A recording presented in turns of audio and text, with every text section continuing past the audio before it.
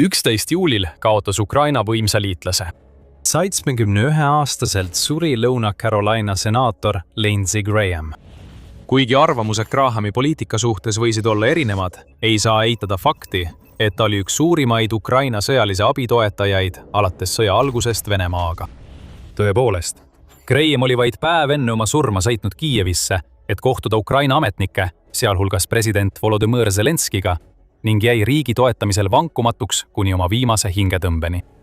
Kuid isegi kui senaator Graham on lahkunud, elab tema pärand edasi. President Donald Trump ja seadusandjad mõlemalt poolt olid innukad vastu võtma sanktsioonide paketti, mis võiks mitte ainult lõpetada sõja, vaid ka hävitada Venemaa Föderatsiooni sellisena, nagu me seda tunneme. See on täpselt see, mida Lindsey Graham oleks tahtnud, et juhtuks. Sündinud 1955. Ivisendal aastal Lõuna-Carolina osariigi väikelinnas Centralis lõpetas Lindsey Graham Lõuna-Carolina ülikooli ja selle õigusteaduskonna, enne kui asus teenima Ameerika Ühendriikide õhujõududes.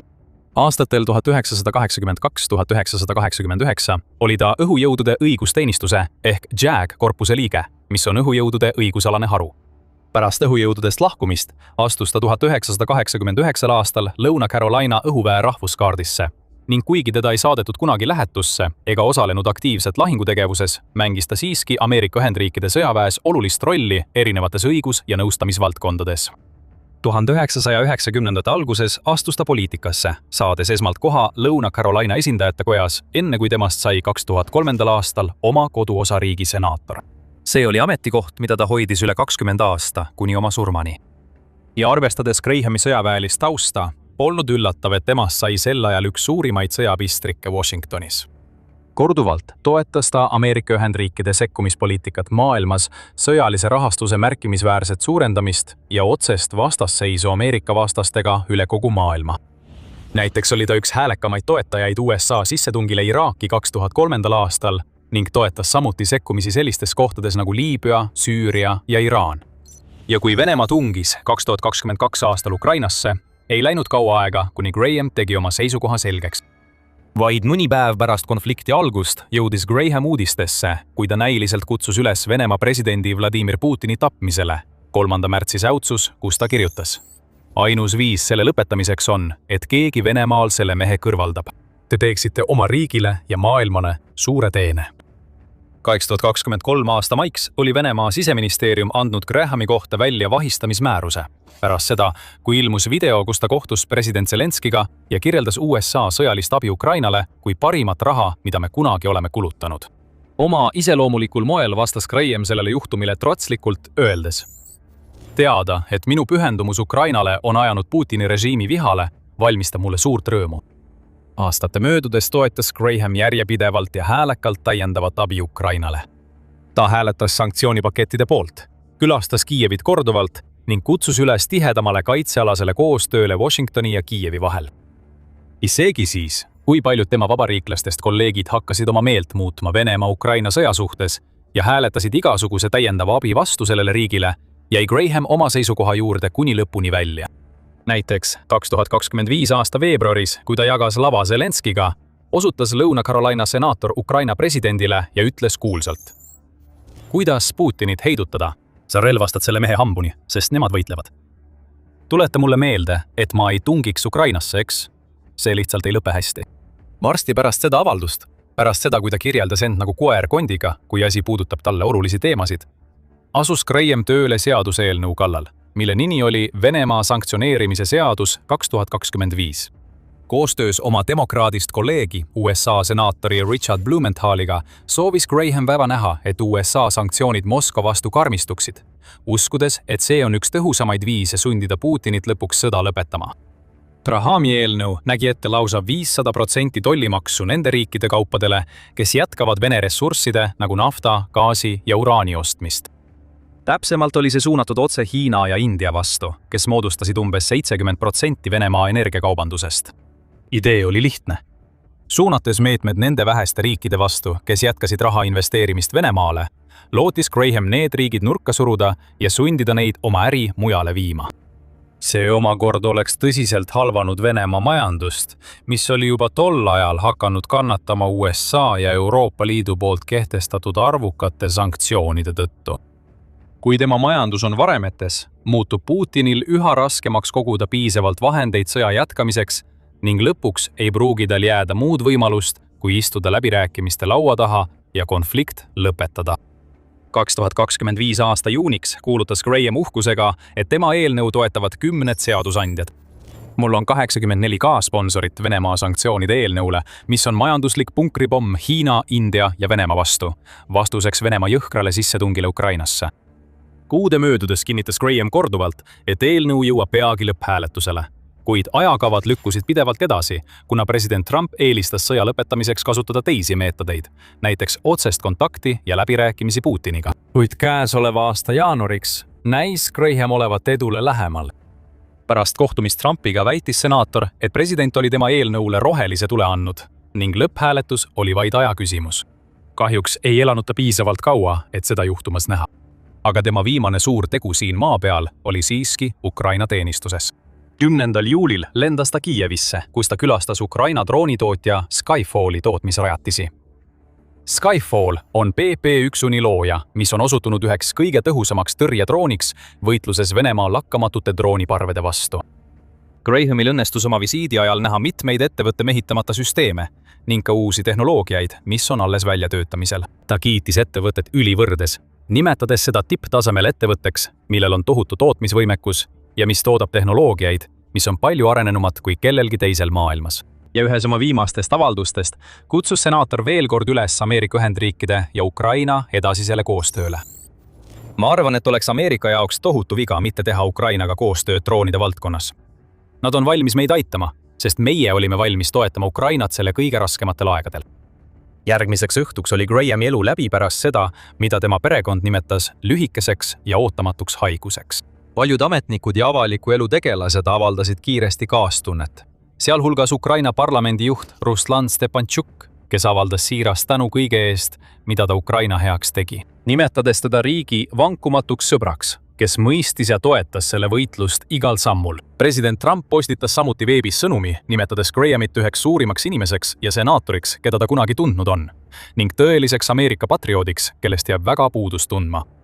Kuid teod räägivad valjemini kui sõnad ning soovides teha midagi tähendusrikast Grahami surma mälestuseks, esitlesid USA senaatorid ametlikult oma muudetud versiooni lahkunud senaatori Venemaa vastaste sanktsioonide eelnõu.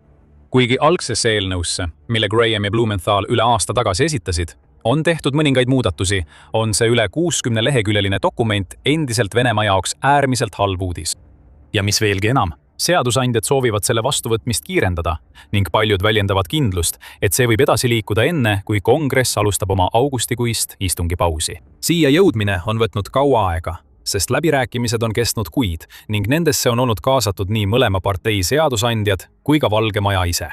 Kuid nüüd, kui sanktsioonide eelnõu on vaid samm kaugusel ametlikuks saamisest, valmistub Venemaa millekski, mis võib selle niigi raskustes majanduse äärele viia ja kuristikku paisata. Enne kui selgitame, kuidas see juhtuda võiks ja milline tohutu mõju sellel eelnõul olla võib, kui soovid rohkem sellist teavet, siis kindlasti telli The Military Show. Me analüüsime seda nii igal nädalal. Eelnõu eesmärgid on selged. Avaldada Moskvale survet, võttes talt ära tulud, mida ta vajab oma jätkuva sõja rahastamiseks Ukrainaga. Konflikt, mille kohta mõned Kremli ametnikud algselt väitsid, et see lõpeb mõne nädala või isegi päevaga, on nüüdseks kestnud üle 4,5 aasta ning muutunud üheks kõige kulukamaks sõjaliseks operatsiooniks kaasaegses ajaloos. Venemaa on selle aja jooksul oma sõjaväkke investeerinud triljoneid dollareid, kulutades tohutuid summasid hangetele, tootmisele, värbamisele ja muule. Venemaa on kandnud üle 1 miljoni kaotuse ning näinud, kuidas lugematu arv sõjatehnikat, sealhulgas kalleid tanke, õhutõrjesüsteeme ja laevu, on kaardilt pühitud. Venemaa on pidanud taluma üha laastavamaid drooni- ja raketirünnakuid oma energiarajatiste vastu, kusjuures viimastel kuudel on üle kogu Venemaa territooriumi süüdatud arvukalt naftatöötlemistehaseid. Kõik need rünnakud kokku on viinud riigi kriisi. Ometi jätkub sõda endiselt, mis tähendab, et Ukraina ja tema liitlaste töö pole veel lõppenud. Just siin tulebki mängu see eelnõu. Kui see vastu võetakse, mis tundub tõenäoline, arvestades eelnõule osaks saanud suurt toetust nii vabariiklastelt kui ka demokraatidelt senaatoritelt, eelnõu kehtestaks ulatuslikud sanktsioonid paljudele Venemaa poliitilistele ja sõjalistele juhtidele, sealhulgas Vladimir Putinile endale, samuti erinevatele riigiettevõtetele, oligarhidele ja eliidile. Putin ei pruugi isiklike sanktsioonide pärast eriti hoolida, arvestades, et ta naudib endiselt luksuslikku elu paleede ja eralennukitega. Kuid see on oluline siis, kui sanktsioonid kehtestatakse tema lähedastele, oligarhidele, ärijuhtidele ja teistele rikastele inimestele, kelle varad külmutatakse üha enam ning kellelt lääs võtab ära endised vabadused. Aastaid on needsamad inimesed toetanud Putini sõda. Isegi siis, kui sai selgeks, et konflikt kestab palju kauem kui algselt plaaniti ning nõuab palju rohkem raha, tööjõudu ja tehnikat, kui keegi kunagi ette kujutas, nautis Putin endiselt tugevat toetajate ringi. Kuid kui sanktsioonide laine järel tabab seda ringi, on selgelt hakanud ilmnema mõrad. Sõltumatud uurijad on tuvastanud süveneva lõhe Vene eliidi seas, kus mõned on hakanud avaldama Putinile survet, et ta tunnistaks sõja tupikseisu jõudmist ja astuks samme selle lõpetamiseks. Veelgi rohkem rahalisi karistusi, mis on suunatud nendele samadele isikutele ja ettevõtetele. Lisab kindlasti veelgi õli poliitilisse tulle, mis levib kiiresti Kremli koridorides, nagu me praegu näeme. Kuid selle eelnõu mõju ei piirdu kindlasti ainult sellega. See on alles algus. Sest sanktsioonide seadus kehtestaks ka hulga täiendavaid karistusi Venemaa energiaprojektidele, finantsasutustele ja võib-olla kõige olulisemana selle niinimetatud varilaevastikule, salajane tankerite ja kaubalaevade võrgustik, mida Venemaa kasutab nafta, kütuse ja sõjavarustuse eksportimiseks üle maailma veealade. Varilaevastik on osutunud üsna tõhusaks viisiks, kuidas Moskva saab olemasolevatest sanktsioonidest mööda hiilida ja jätkata tulu toomist riiki.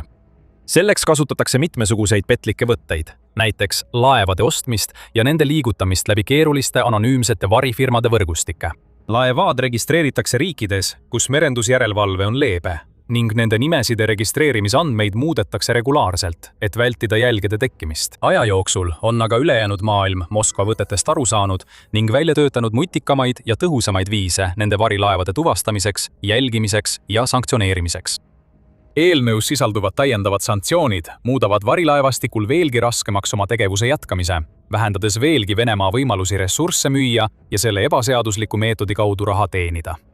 Kuid eelnõu suurim osa ei keskendu üldse Venemaale.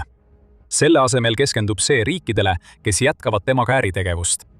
See oli senaator Grahami jaoks alati võtmeküsimus.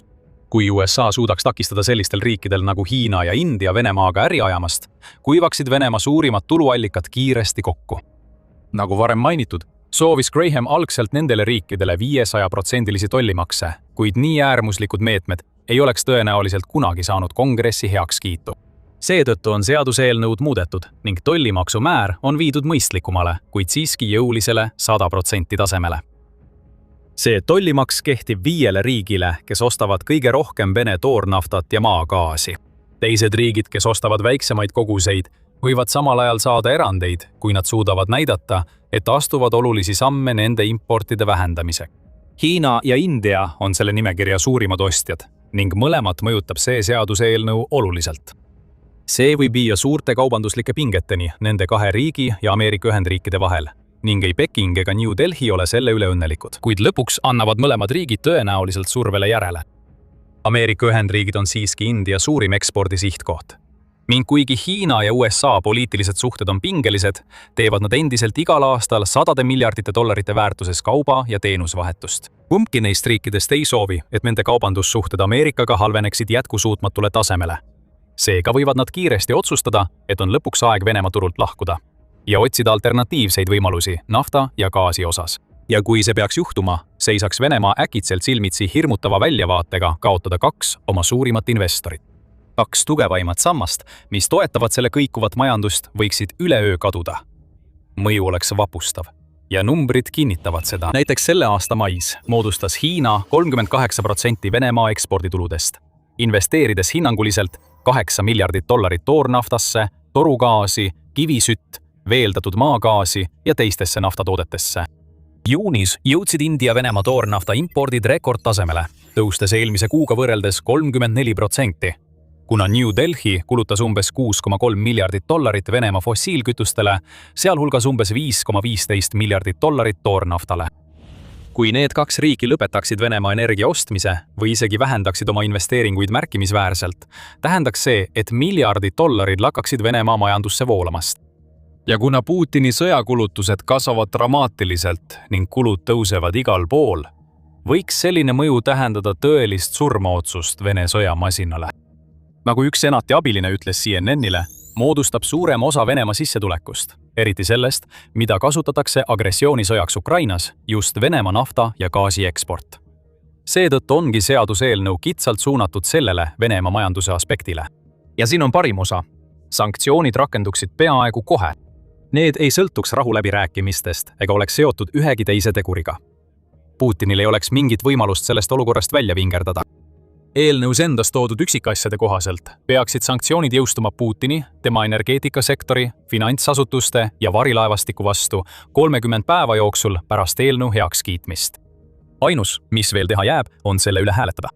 Praegu pole täpselt selge, millal see juhtuda võiks, kuid senati esindajad on väljendanud innukust ja kindlust, et hääletus toimub võimalikult kiiresti. Näiteks senaator Blumenthal ütles, et see võib vastu võetud saada enne augustit. Blumenthal lisas, et senati enamuse juht John Thune on andnud märku, et ta on valmis edasi liikuma, kui tal on hääled olemas. Ja ma arvan, et meil on need hääled olemas. Mõlema poole senaatorid on nimetanud seda seadusandlust sobivaks austusavalduseks Lindsey Grahamile, kellest öeldi, et ta oli väga elevil võimalusest näha oma eelnõu seaduseks saamas oma elu viimastel päevadel ja tundidel. Näiteks ütles Blumenthal, et ta rääkis Grahamiga päeval, mil viimane suri, ja ta polnud kunagi kuulnud teda nii rõõmsana, sest nad said teada, et Valge Maja toetab nende sanktsioonide eelnõu pärast põhjalikke ja mõnikord valusaid, raskeid kaheparteilisi läbirääkimisi. Senator Katie Britt kordas Blumenthali sõnu, märkides, et Graham ütles, et see saab olema kõige olulisem asi, mille ta on oma pikas ja sündmuste rohkes karjääris saavutanud. Kahjuks ei näe hiline Lõuna-Carolina senaator seda ise juhtumas, kuid tema alles jäänud kolleegid ei saaks tema pärandit paremini austada ega panna tema isiklikule poliitilisele võitlusele Venemaaga lõplikku ja määravat pitserit, kui lõpuks ometi tema eelnõu heaks kiita. Ja Ameerika Ühendriigid ei ole ainus riik, kes astub suuri samme Venemaa-Ukraina sõja lõpetamise suunas. Vaata seda videot, et näha, kuidas 2 Euroopa juhtivat riiki, Saksamaa ja Prantsusmaa, on jõud ühendanud, et avalikustada üks maailma suurimaid abipakette. Või kui soovid teada, kuidas Putini liitlased ja nõunikud tema vastu pöörduvad, vaata seda videot. Ja kui soovid rohkem värskeid uudiseid, ülevaateid ja analüüse sellest sõjast ning teistest konfliktidest üle maailma, siis telli The Military Show juba täna. Ja nagu alati, aitäh vaatamast!